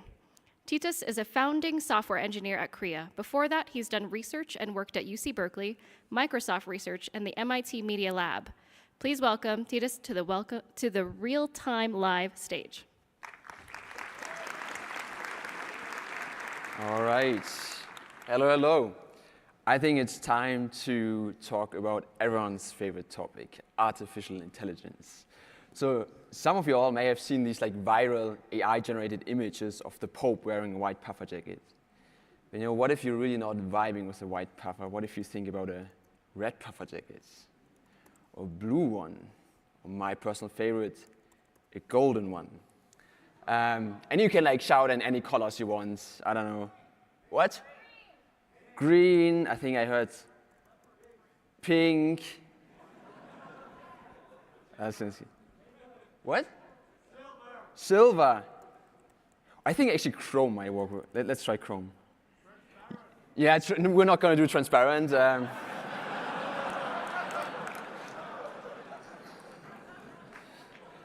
I think chrome is a vibe. I don't know, And I add some sunglasses, you know. Yeah, sun rays. This is really the vibe. So as you can see, we sort of made an interface for near real-time image generation. And the time is short, the latent space is very big. I think also we're about to get canceled by the Catholic Church. So how about we go and like explore some prompts? We create really like frogs for visual benchmarks, and you know, this frog can, you know, I don't know, live in the Rocky Mountains. You know, it can be snow-covered, you know, in the deep winter. And yeah, our friendly frog is gonna probably die. So maybe like a lush rainforest suits him better. But of course, AI really shines when you like explore these more outrageous concepts, right? So let's say a frog made of porcelain, right? Oh, this guy looks cute. And I want to actually have him on a black background. And the great thing about AI is we're not like bound to just text as an input modality. We can come in and drag and drop, you know, for example, like this nice pattern, and really like fine-tune sort of like the amount of the influence this image has. And we can mix and match. I don't know, maybe add some flowers to it. I don't know if that's gonna work well, but you know, not quite it. Oh yeah, he's awesome. He lost SIGGRAPH. He lost you guys. So I don't know, let's maybe like get some Japanese wood block print into here. Yeah, that's a bit too much. You know, can go through a couple of variations. Ooh, that looks funky. Let's find a nice frog. Oh, okay, I like this one. And of course, this is a very like low-res version, but we can send it to our enhancer, which is essentially, it's a secondary program, which is essentially like a AI-powered upscaler. It can upscale this image to like 4K, 8K, but it also really augments like fine textures and high-frequency detail, all the stuff that you really see in real life onto it. It's going to take a minute or two, so let's, in the meantime, go back to our real-time interface, and I want to show you my personal favorite aspect, which is kind of this canvas, which allows us to kind of like move stuff around and build a scene very, very quickly. So I don't like enough frogs. And we can do maybe like a car scene. So let's do like a Porsche 911. It's pronounced Porsche, not Porsche. I'm German. And what we can do now is we can just draw a rectangle. And you see like implicitly, right, without any specific labels, the AI interprets this cyan-colored like rectangle into a car, and we can, you know, change the color, you know, kind of something like yellow. Ooh, lime, that looks fancy. I think I'm gonna go with like this off-white. I can, you know, move my Porsche around and really find something nice. And I can now drag and drop that, remove the background, and like build a fairly complex scene of very simple primitives. And these primitives obviously are extremely easy to manipulate, right? Like you can resize them with my massive cursor. We don't need the rectangle anymore. We can like reposition it, and obviously we can reduce the AI strength now that we have a more literal representation. And I can move around my Porsche, and I can totally, you know, like iterate through different backgrounds. And as you can see, the AI almost is like an iron, right? An ironing, it almost goes over the image and like visually autocorrects. It automatically, you know, adds a road to this background. It adds, you know, a drop shadow. It adds kind of like dust and sand like flowing around. And this way, we can really sort of like iterate through a bunch of different variants and different sort of backgrounds. I guess this road makes a lot of sense. Yeah. And that's a pretty good image, right? This is 1024 by 1024. We achieve up to 810 frames per second. But with our sort of lower res models, we can really get to up to like 15 FPS, right? And again, you really see how the AI always tries to add a road wherever the car goes, right? I think we're almost at time. So maybe sort of we can go back to our enhanced image. There we go. And as you can see, it really sort of augments all of these like nice details, right? This is sort of the before, this is the after. All these like glossy imperfections that porcelain tends to have. And remember, sort of, we started with a frog, and from nothing to this frog was about like 10, 20 seconds. And then additionally, sort of going to like 4K took another like minute or so. So this is very much rapid iteration. We're almost at time. I just want to say this is live right now for everyone on Earth. You can go to Create.ai. It's not an ad, but we really want to emphasize it is accessible right now to everyone. We hope to achieve maybe 30, 60 FPS with perfect visual sort of temporal consistency by next SIGGRAPH. And until then, thank you so much for listening, and I think it's back to Emily.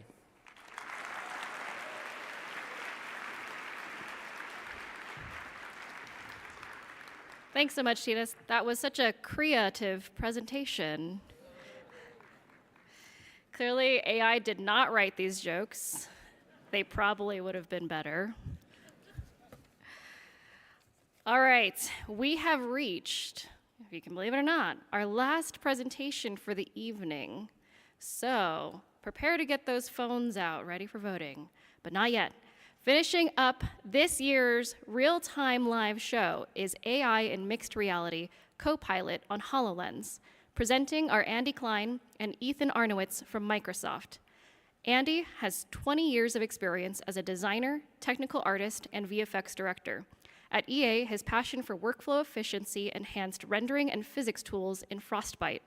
For the last decade, Andy focused on product and experience design for spatial computing as principal designer for Microsoft's mixed reality applications on HoloLens.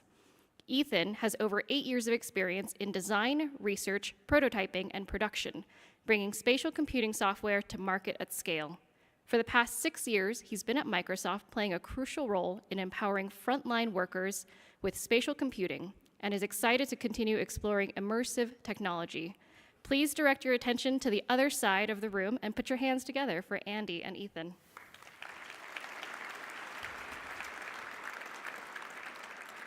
Hello, SIGGRAPH. I'm Andy, and this is Ethan. We're product and experience designers at Microsoft, and for the last 6 years, we've been delivering spatial computing solutions to industrial customers. Today, we're going to show you that stuff, and then we're going to show you how we've layered AI to improve the user experience and utility in those scenarios. So what you see here is a 3D holographic step-by-step work instruction. Now, notice how when I move around my work environment, my instructions keep up with me. Not only do they tell me what to do, but they also show me where to do it.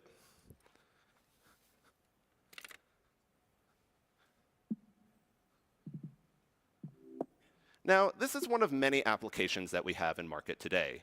In addition to guides, we have familiar experiences such as Teams. Here, I can join a meeting to collaborate with my colleagues from anywhere. They could see what I see in HoloLens, just like you can today. I think we have a SIGGRAPH demo here. Yep, there it is.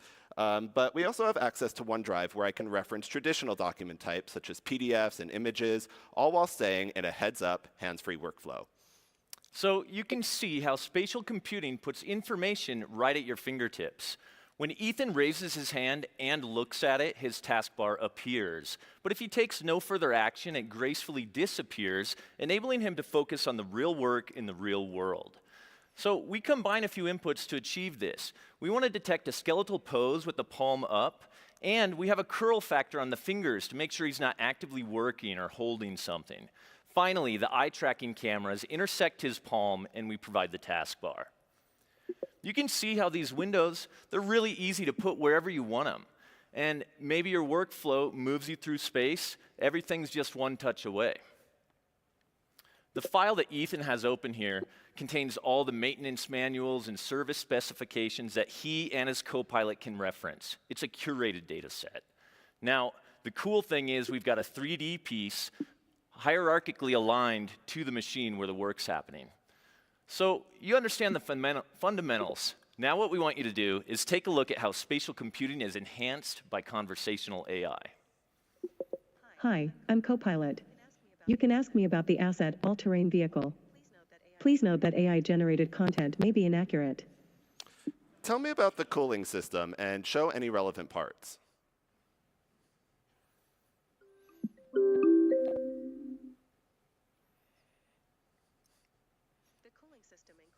The cooling system includes the radiator, thermostat, water pump, and coolant reservoir. You can see that Ethan's co-pilot cited the document that it used to generate that response. But it also, more importantly, highlighted those pieces right where he's going to perform the task. Let's watch as Ethan continues the conversation. Isolate and show me only the cooling reservoir and remind me its capacity.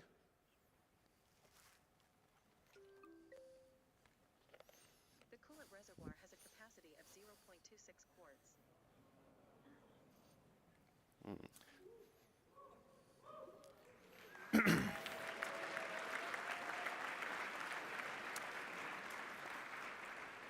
Even the most experienced technician can't memorize every specification or fact about all of the different machines that they work on. So what we'd like to be able to help them to do is retrieve that information on demand as they work together.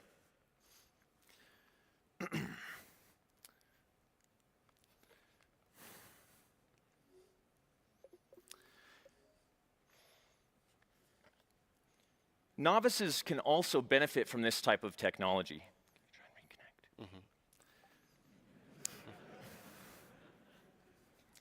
So, right, we couldn't memorize everything, but if you were confused about these complicated machines, all you'd have to do is point and ask. What's this? You are looking at the rear final drive. Show me the entire system that it's connected to.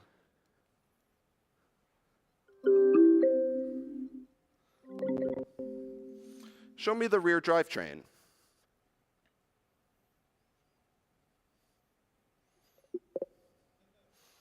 The rear drivetrain is now highlighted. Clear all highlights.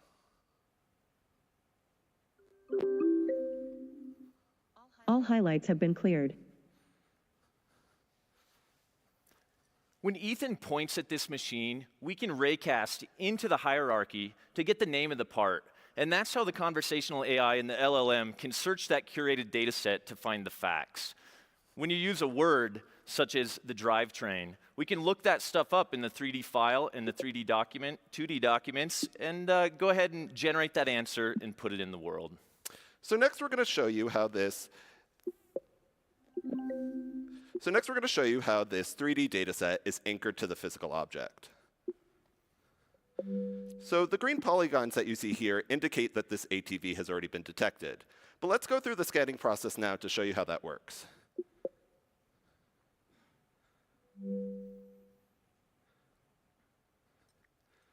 The blue polygons you see here are being synthesized in real time from the sensors on Ethan's HoloLens. We use depth as well as visible light cameras in order to generate this data. When the system is fed multiple perspectives, we're able to run a matching algorithm and see where the machine is in the real world and how that compares to that 3D data set. Then the information snaps right into place. So that's how object anchoring works, and it allows me to interact with this 3D dataset in an intuitive way through conversational AI. We'd like to go ahead and take this opportunity to thank all of the teams who work at Microsoft on this technology, from the platform team to the services team, and of course our very own application team. We found that AI is a great way to streamline access to emerging technologies, making them available to new audiences. When we combined AI with spatial computing, the world becomes both a prompt and an anchor for all of our responses, allowing for new experiences unlike ever before. Thank you for your time.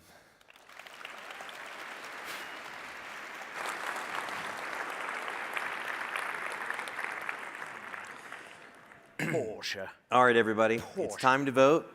It's time to take your time and think about all the hard work and all the people hours that went into these presentations that you've seen tonight. Yes, and under no circumstances are you allowed to vote for us. I know we've been very entertaining, but you can't vote for us. That's right. You can't vote for us, but you can come stop by our booth 5:15 later and on the expo floor to check us out. Yes, definitely. That's booth 515. It's not. Yeah, not 5:15 p.m. Yes, and I will be there. Yes, Charlie, you'll be there Yes. too. And we'll also be revealing a work in progress on a never-before-seen Henson character that's being developed by Ozone, which is going to be really cool. Very All right, well, we're coming to the end of the program. Is there anything you've learned, Char? I've learned how to pronounce a lot of names. I've learned a lot of dad jokes. And I've learned that everybody here is a really hard worker. That's right. and completely unwilling to do the wave. Yes, which is good. You're not a bunch of sheep. That's great. That's right. Good for you. You're independent. And that Emily did not make a mistake. No, not a single one. No. Yeah. All right, as you guys are finalizing your votes, I want to let you know. I'm gonna use the clicker here. Do they There we really go. only have 3 minutes? Yeah, that we tomorrow there's going to be a real-time live roundtable. It'll allow you to go deeper and get a better understanding of all the technology you saw today, because really 6 minutes is not enough time to really dig into everything that everybody showed. No, that's great. At a round table, you can ask them probing questions. That's really right. get in That's right. depth.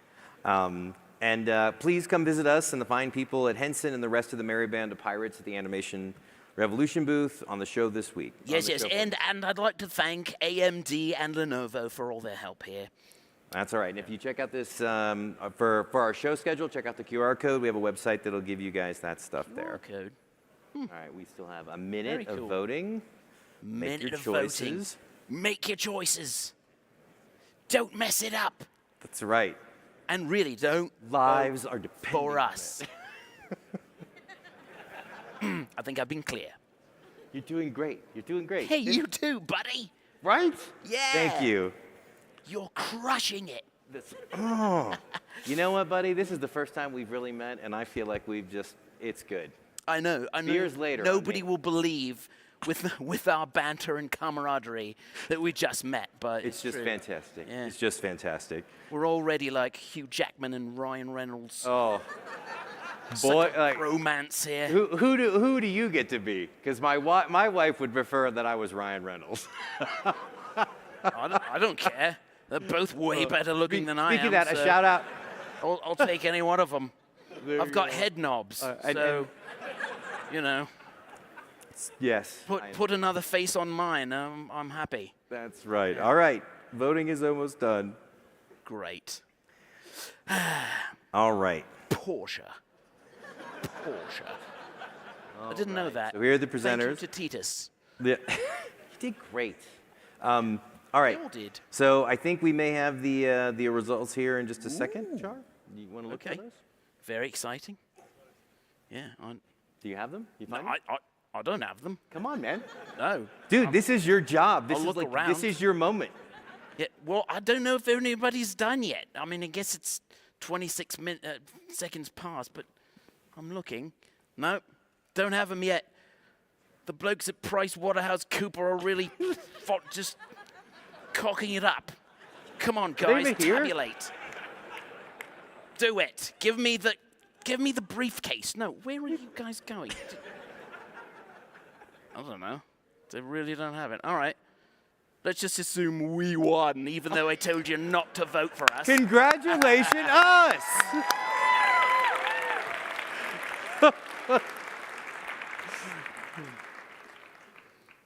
Really, you're supposed to know by now. Okay.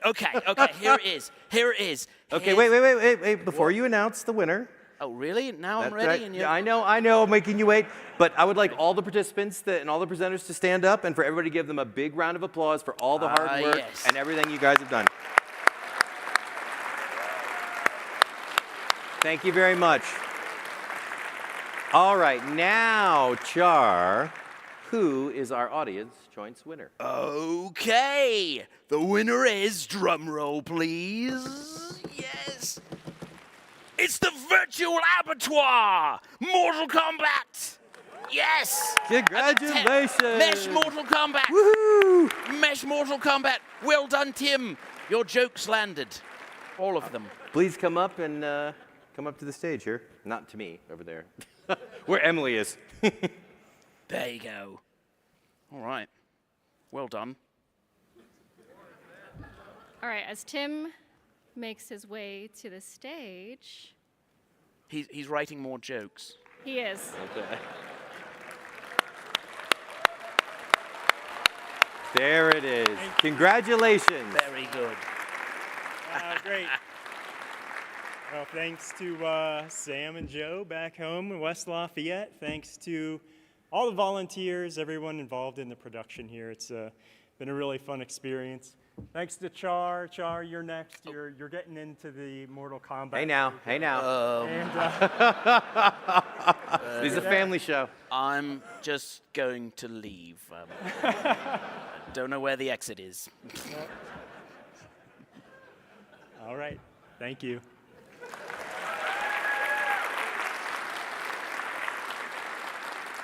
All right, Emily, it's over to you. And while I have a second, I would like to thank my lovely wife, Kelly, and my kids, Parker and Sydney Kate. Thank you. Bye-bye. All right. Can we please thank Rich and Char for co-hosting with me tonight?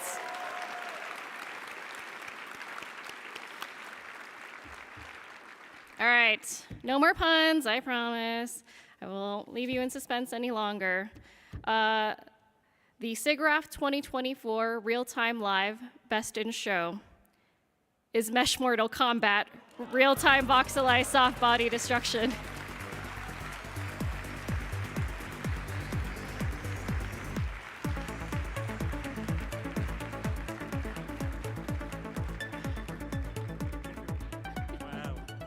All right. Thanks again. So many great submissions. Thanks to the jury, of course. I couldn't have won if I didn't get in. Thanks to all of the people who put on the show, Andres for putting on the conference. So really humbled. So many great presentations. So many great submissions here. So thank you.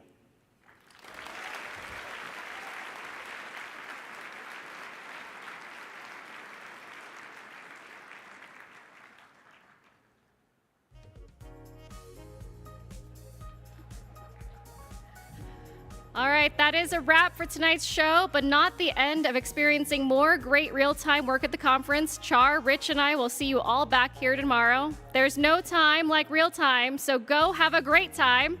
Have an amazing SIGGRAPH. Thank you, everyone, and good night.